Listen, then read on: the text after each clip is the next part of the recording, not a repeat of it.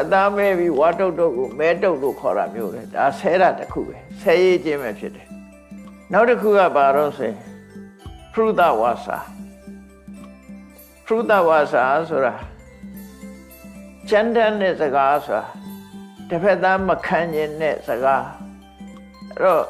မခံကျင်တဲ့စကားဆိုတာဆဲတာပဲနော်ဆဲတဲ့စကားဆဲရတာဘာပဲညာပဲနဲ့ဆဲတာဆဲရခြင်းအမျိုးစုံရှိတယ်ဆဲရခြင်းအမျိုးစုံရှိတယ်ဆဲရလူကြီးပြောတာဆိုလို့ရှိရင်အသားမဲပြီးဝါတုတ်တို့ကိုမဲတုတ်လို့ခေါ်တာမျိုးလေဒါဆဲတာတစ်ခုပဲဆဲရခြင်းပဲဖြစ်တယ်နော်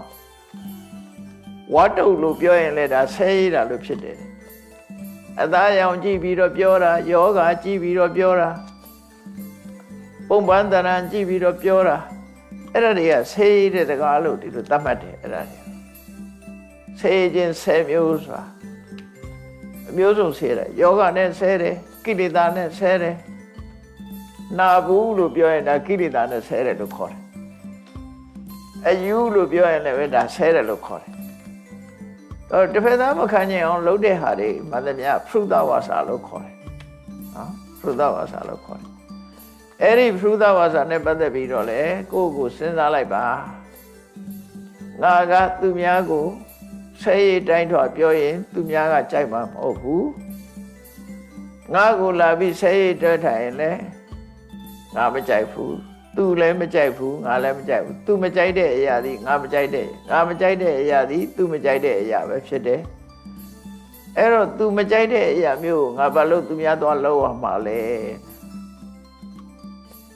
ဆိုတဲ့ကိုကျင်းစာတရားထားလိုက်ပါတဲ့ထားပြီးတော့ဖရုဒဝါစာဆိုတာဆဲခြင်းကကိုယ်တိုင်လည်းမဆဲဘူးသူများကိုလည်းအဆဲမခိုင်းဘူးဆဲခြင်းရဲ့